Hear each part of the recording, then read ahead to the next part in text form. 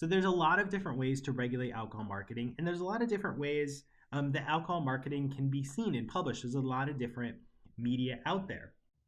So the World Health Organization categorizes marketing restrictions by 10 different types of media. Now, some of these media categories are very similar. So you have national broadcast television versus private, which is cable television, free versus paid, essentially. You have national radio channels versus local radio channels. But they also include new media, digital media, internet, social media, as well as point of sale and things like cinema. And there's a lot of research showing that exposures to branding in movies has a very large impact, or at least a very significant impact, on alcohol consumption, early alcohol initiation. So we have all of this information, and we ask the countries to identify what types of the restrictions they have in each one of these types of media. Now, the one thing that should jump out at you from looking at this chart is that there's a lot of green, and the green are no restrictions. And in reality, a majority of countries do not have any restrictions on alcohol marketing in most media, if not all media. Most of these countries are developing countries, they're low or low middle income countries, but still, those are the ones who often need the most protection. The other thing to notice is that there are some countries who have a total ban on alcohol marketing. Those are that like tealish color down at the bottom. Now, that is a great thing. Total bans on alcohol marketing are really kind of the only way we can be sure that marketing doesn't have an impact on alcohol consumption. But most of these countries have implemented these bans not for public health purposes, but for religious purposes. Essentially, they're Muslim majority countries, and the strict adherence to the Muslim religion bans the use of alcohol, the consumption of alcohol, and because of that, they actually ban alcohol marketing and really pretty much all alcohol within the country's borders. But outside of the ban, there's a lot of different varieties of restrictions out there, and we're going to go through some of them. So some countries have very strict partial bans. An example of that, a good example of that, is in France, where they passed the Loi Avant in 1991. Now, what this does is it creates a permissive regulatory structure rather than a restrictive regulatory structure. So rather than telling the alcohol brands what they can't do, they tell the brands what they can do. So for any alcohol brand that can be advertised, and there's a very strict limit in terms of what can it be advertised, it has to be below a very low alcohol by volume percentage. They can really only focus on the brand of the alcohol, the producer of the alcohol, and the product characteristics.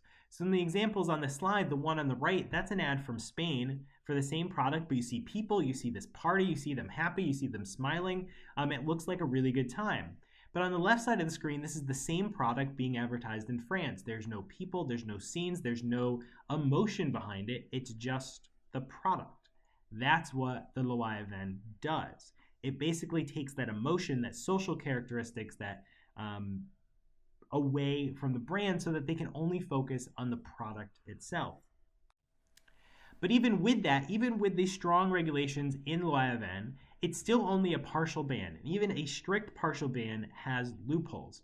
And one of them you see on the screen. It's a photo of a Carlsberg, essentially a pop-up bar. So even though they can't advertise emotion and social success in good times in TV or on the radio, there are ways to get around these regulations. There are ways to expose people to a brand in these type of environments where they hope they can start people will associate their product with a good time. So there are ways to, when in the absence of a total ban, there will always be a loophole to get around regulations. Other countries also have partial bans in place. Some do time and content restrictions. There are a handful of countries in Europe which actually ban all advertising for distilled spirits, so they only allow beer and wine advertising. Anything in the distilled spirits category is banned entirely. And then Finland has a very interesting law saying they've banned content intended to be distributed. And really it's intended to be distributed by the consumers themselves. And what it does effectively is put a ban on social media advertising for Finnish brands of beer. Now, The caveat is that Finland's a relatively small country, both geographically and population-wise. So as much advertising that might be generated within Finland, much more advertising might be generated outside of Finland. So it's conceivable that this ban may not actually have much of an effect because an ad could be placed in neighboring Sweden or Norway and simply get filtered over the border. So it'll be very interesting what the evaluation studies for this Finnish ban on social media advertising conclude. Now, among the countries that don't have statutory bans or statutory restrictions, many of them rely on self-regulation of alcohol marketing. And in a self-regulation model, an industry creates a set of guidelines and they promise to follow those guidelines and whatever is being restricted. The same industry enforces those guidelines, so they implement them, and they adjudicate any potential violations of those guidelines. So in an alcohol marketing self-regulatory system, the alcohol industry has created a set of guidelines they say that all alcohol marketing needs to follow. They have implemented and say they enforce the guidelines, and if there's a potential violation of these guidelines, they actually have created the adjudication system to determine whether a violation has actually took place. Now, self-regulation is quite complex. There's a lot of different layers involved. There are international guidelines, there are national guidelines, and the national guidelines can come from the advertising industry or come from the alcohol industry. It just depends on the country. There are also corporate guidelines. So AB InBev has their own guidelines, Diageo, Heineken, they all have their own internal codes that they follow and they all publish on their websites.